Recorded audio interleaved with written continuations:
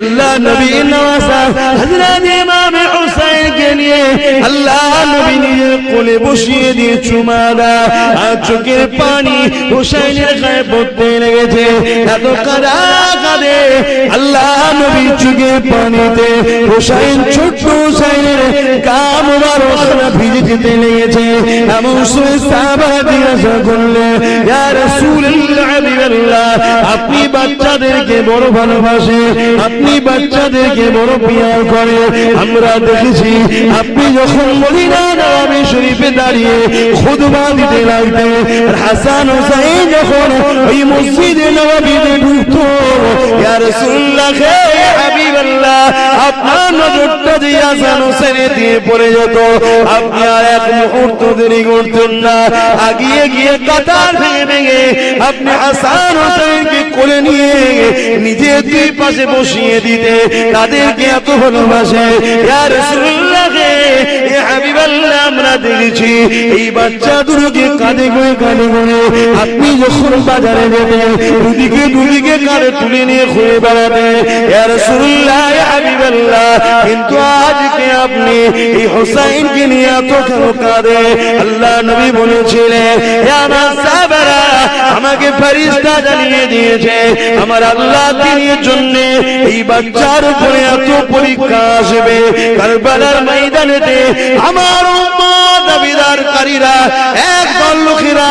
আমার এই বাচ্চার উপরে অনেক অত্যাচার করবে আমার বাচ্চাকে পানি পর্যন্ত দেবে না অথচ পৃথিবীতে পানি হয় আমি রাসূল আমার ওসিলা করে তামাম কায়নাতে যা কিছু আছে আল্লাহ আমার জন্য তৈরি করেছে আমার বাচ্চাকে পানি পর্যন্ত পান করতে দেবে না আর কারবালার ইতিহাস খুলে দেখে না হযরত আলী আসগরকে যখন পানি পান করাতে নিয়ে গিয়েছিল ইমাম হুসাইন ওই সময় নিয়ে যাওয়ার পরে সীমারে দলের লোকেদেরকে হযরত ইমাম হুসাইন বলেছিলেন লোকেরা তোমাদের মনে হয় হুসাইন যদি পানি পান করে দাও এই বাপকে আর ঠান্ডা করা যাবে না এই আলীর সন্তানকে আর রুখা যাবে না এই পিপাসায় আমাদেরকে কমজোর করতে চাইছো এই দলের লোকেরা আমি হুসাইন কথা দিলাম এক কোট পর্যন্ত পানি পান করবো না এক কাতরা পর্যন্ত পানি পান করবো না কিন্তু দেখো এই ছোট্ট বাচ্চাটা 1 বছর বয়স এখন হয়নি একে একটু পানি পান করতে দাও গলাটা শুকিয়ে যাচ্ছে বারবার টানতে লেগেছে এই ধীরে লোকেরা এই বাচ্চাটাকে পানি পান করতে দাও কাল কিয়ামতের ময়দানে যেদিন সবাই পানি করে পাগল হয়ে যাবে আমার নানা জানাবে কাউসারের পানির মালিক হয়ে গেছে ইন্না আতাইনাকাল কাউসার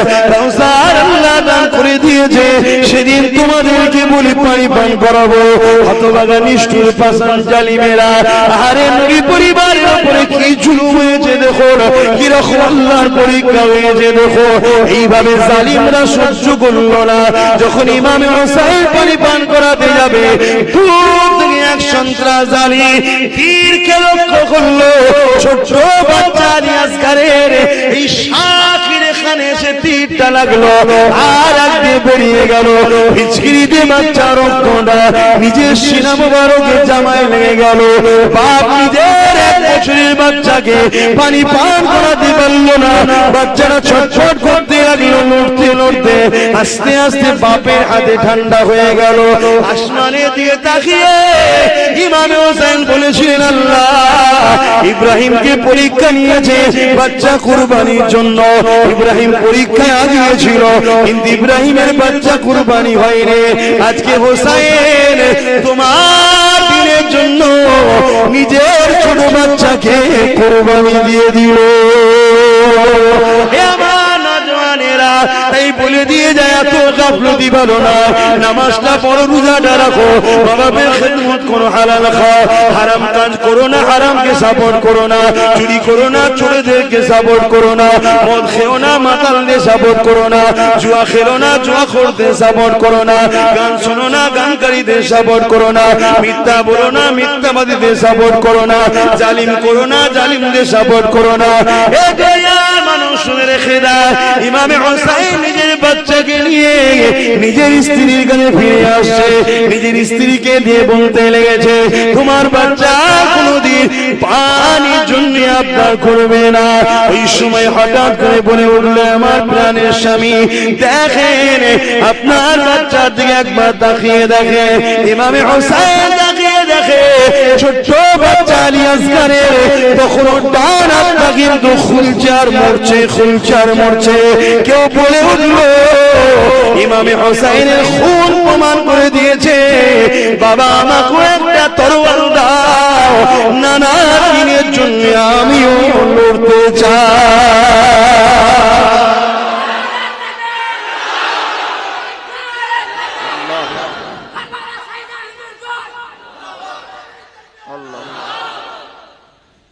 আমরা সহজে জান্নাত চলে যাব, এত সহজ নয়।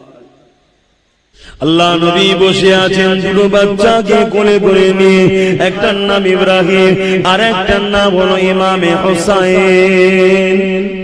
হঠাৎ করে জিবরাইল আলাইহিস সালাম বাজরাইল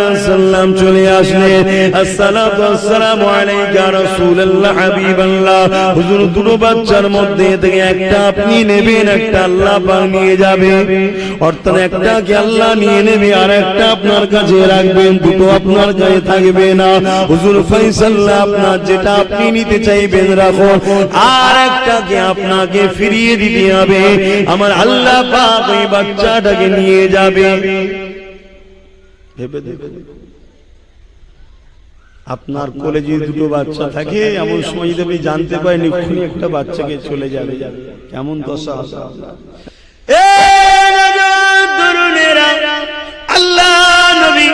হযরত জিবরাইল আলাইহিস সালাম তিনার মুখের দিকে তাকিয়ে তাকিয়ে চোখের পানি ফেলতে লাগলেন। আল্লাহ নবী নূরে চোখের পানি ঝরে ঝরে ঝরে দাড়ি মুবারক দিয়ে গড়িয়ে গড়িয়ে পিরহানে পড়তে লেগেছে। নবী আমার একবার নিজের বাচ্চা হযরত ইসমাঈল ইব্রাহিমের দিকে তাকায়,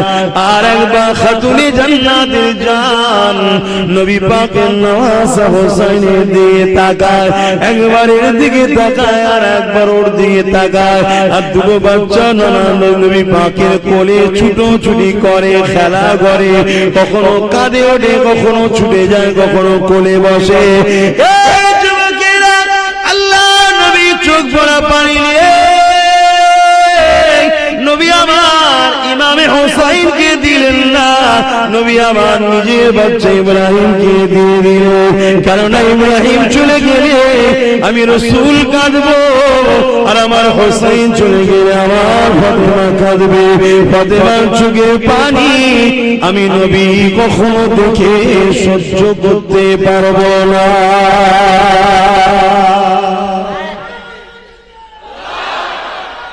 আল্লাহ, সেই ফাতেমা হুজুর কারবালার মাঠে বোরখা পরে ঝাড় দিচ্ছে। অনেক সাহাবা হুজুররা খবর দিয়েছেন, জিজ্ঞেস করছেন